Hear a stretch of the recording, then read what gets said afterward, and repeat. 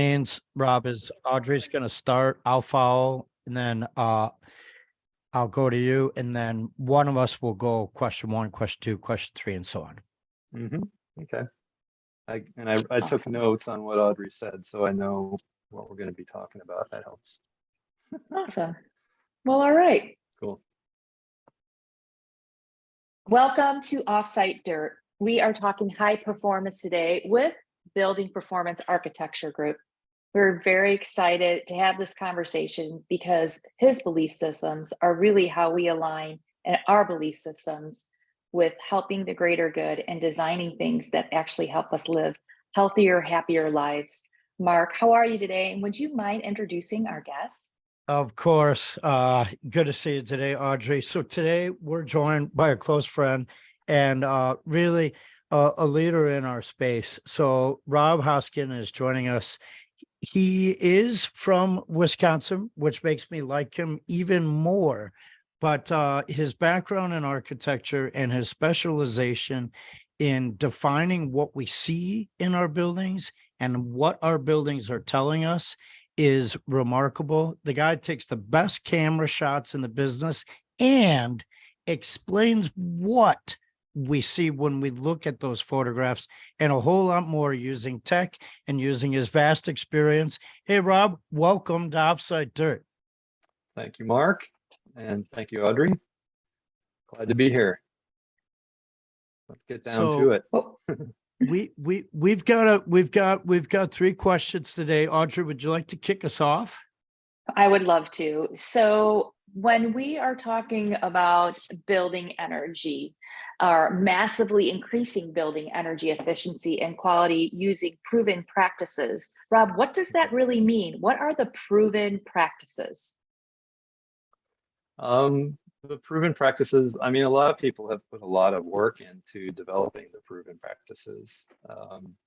So starting with the Energy Star program by the US EPA, you know, there's probably 25 years of research, building science research into that, and it's probably the, you know, one of the best researched and, you know, solid building science based systems that there is in terms of residential building performance. So and then we move on from there. I have the Energy Star logo on my letterhead, and I kind of see that as the basis for you know, moving, you know, as a starting point, and then moving beyond into higher performance buildings. Yeah, so then, you know, moving along from Energy Star, and this is in the residential space. In the residential space, moving along from that is your energy ready homes, and then passive house standards. And we got into passive house building about 9 years ago. And I was already an architect, and so I am an architect licensed in 2001, and then I got into building energy efficiency in 2007, kind of exclusively, and did a lot of single family stuff and some multifamily stuff, and wanted to work with a particular client, and I told them, you know, what we do, what we specialize in, and I was thinking, well, maybe we'd work with them as an architect. But I told the real estate director that we did HERS rating, and she said that, well, you know, if you can become a passive house rater, we'll hire you to work with us. And it turned out that the building, so we did that, and the building that we got hired for was our first passive house building was a 24 unit apartment building, and one of the first passive house apartment buildings that was ever certified in the US. So yeah, and I think like I think of the passive building community as like my people. just because we're kind of on the same wavelength in terms of, you know, wanting to develop the best performing buildings that we can. And like once, for somebody who's interested in stuff like that, you know, once you start doing passive buildings, it influences everything else that you do. So that's where I'm coming from you know, massively increasing building energy efficiency, and then quality just kind of goes along with that in some ways. So I do building envelope commissioning too, which is more on the commercial side of the spectrum than residential. And the way that I got my first building envelope commissioning project was the person who was deciding what the qualifications were to do it said to the building owner, and this was for an $80 million project involving 2 school buildings. So the person setting the qualifications said, you have to hire somebody who knows passive house. And because if they know passive house, they're going to know pretty much everything they need to know about building envelope commissioning. So, and again, we got thrown into a pretty big project right away. So building envelope commissioning is about maintaining the quality of the building envelope and reducing risk for the owner, that things, you know, there's less chance that things are going to go wrong when people don't expect it. You know, behind all that for us is still the desire to you know, help speed the transition to a zero carbon economy, which you know, I think is happening in the offsite construction world too. So these rating systems, and diving into, you know, that 24 unit building and larger buildings like this takes a whole lot of pre-planning and coordination. And when you walk the sites, Rob, you're using your previous experiences to look for what's working and to discover what's not working. And sometimes our eyes need assistance. And you've been able to know where to put the camera and to manipulate the lens of the camera, right? Thermal imaging camera in certain ways to showcase what we feel in terms of the vision. So dive in, tell people about the different ways of using the infrared camera and how it's benefited your work and your clients' buildings. Okay, well, one of the things that we do at Building Performance Architecture is we make energy efficiency visible and tangible, so that it's not just something that you use words to talk about and you keep on saying things and people's eyes roll back in their heads and they you know, they tune out. The visuals of the infrared images capture people's attention in a way that words don't do, right? And the images are really striking. So it's just a great way for communication because it works with the way that people actually you know, receive and process information. So, and that I just said a lot of words. But you know, that's a quick explanation of it.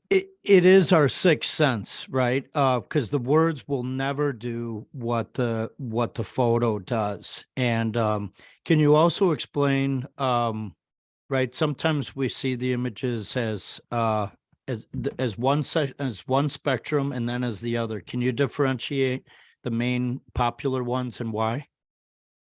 Yeah. So getting to that. Basically an infrared image, and can I share my screen right away to show, to give an example? let's see if I do screen share. Yeah, we'd love to see your examples. And I think it's amazing that you had such a large project to walk into when you started your practice. Nothing like just putting the walking onto the fire, right? And it sounds like it went well and your business has flourished since then. So it's so great to see that, Rob. Right. Thank you. So, so here's kind of the first one that I decided I was going to start trying to communicate more with the infrared images. Oh, nice. We can see it. Beautiful. Yeah. So, you know, what do you see there? Looks like a tree to me. Exactly. Yep, you're right.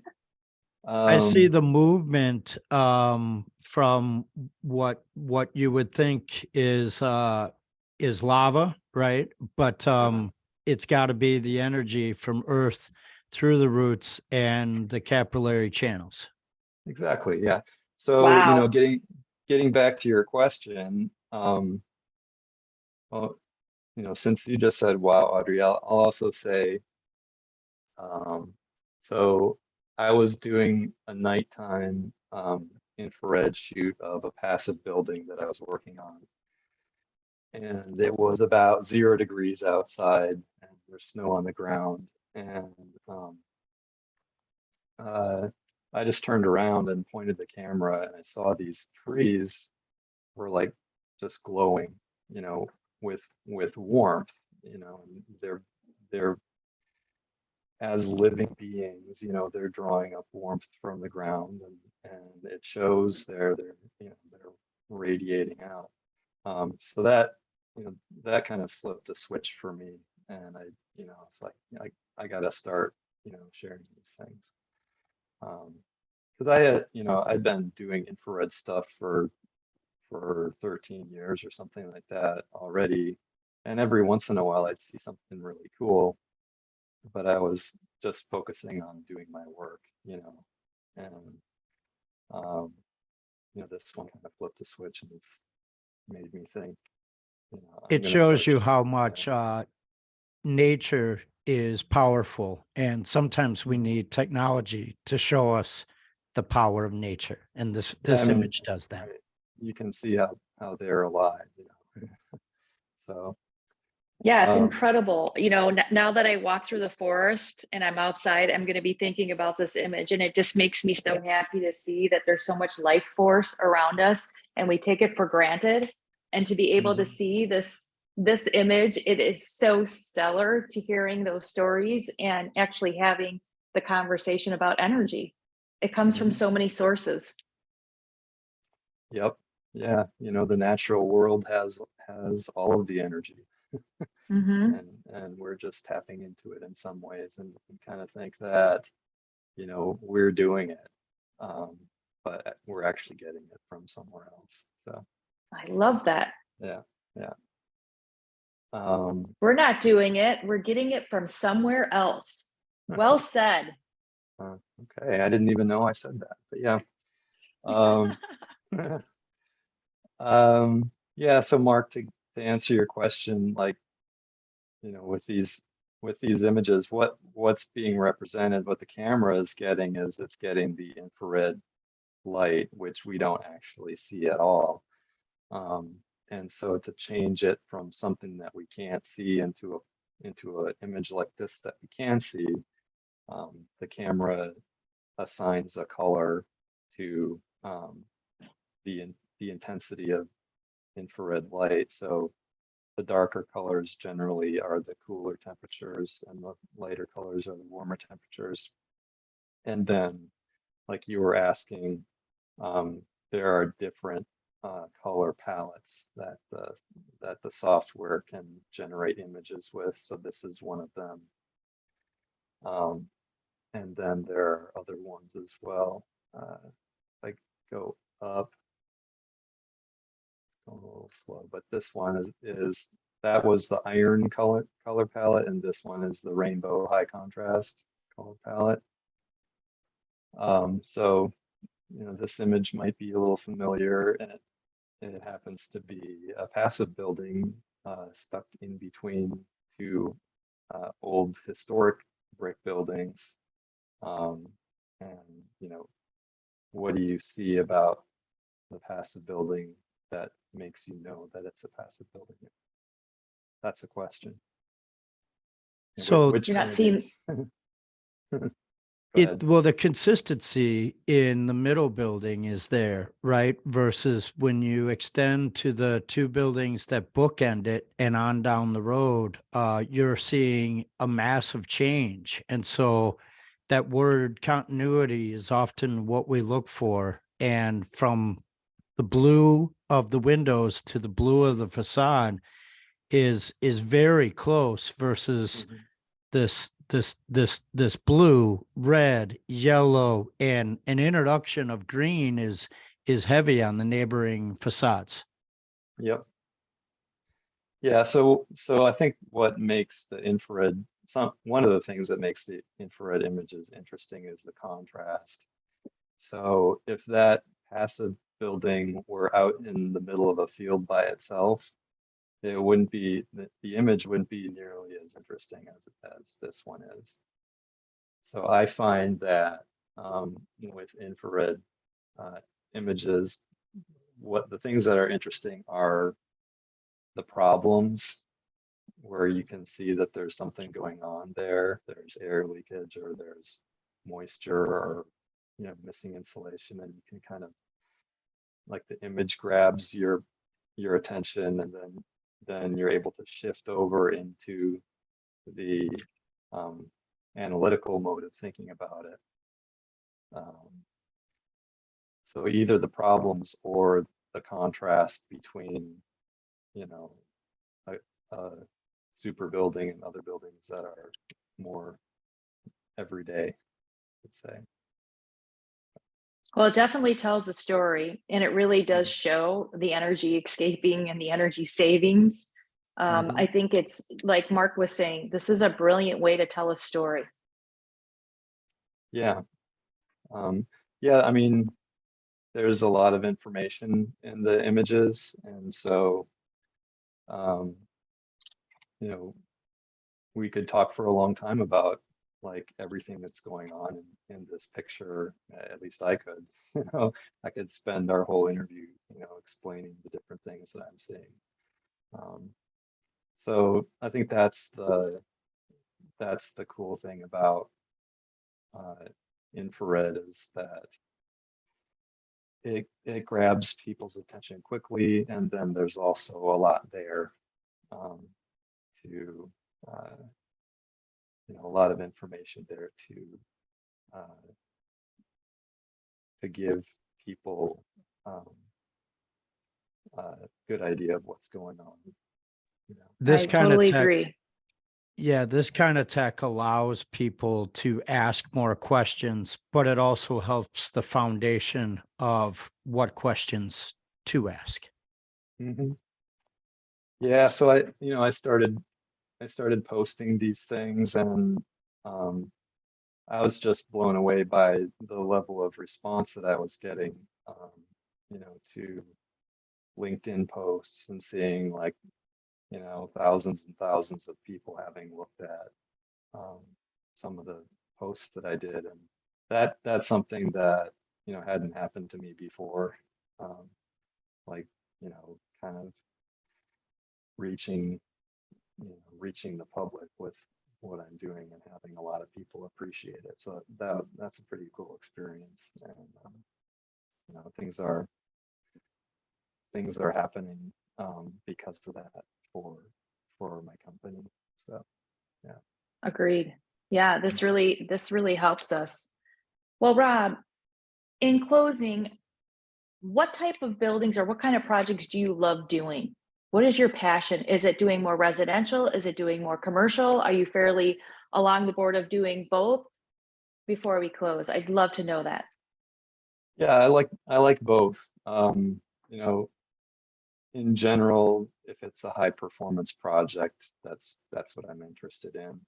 And you know, the name of the company kind of signifies that in a way. So, you know, if it's a high performance residential building, like a passive house apartment building, we're all the way there for that. And even, even helping people who are not quite trying to go all that far, but just helping their buildings be better than what they might end up with if we weren't involved. So for both residential and commercial. So yeah, and I think that I'm interested in both about the same amount. Perfect. So we entertained the Energy Star, the HERS score, the passive house certifications, and the work that's done by our buddy Rob over at Building Performance Architecture. And next time you're looking at a building, next time you're looking at a tree, keep exploring. And if you're in the Pittsburgh area, make sure you find Rob, because he might be checking out a building or he might be checking out a park that day. We will be back with more on Offsite Dirt. Please reach out to our buddy Rob of Building Performance Architecture, and we'll see you next time for more high performance build.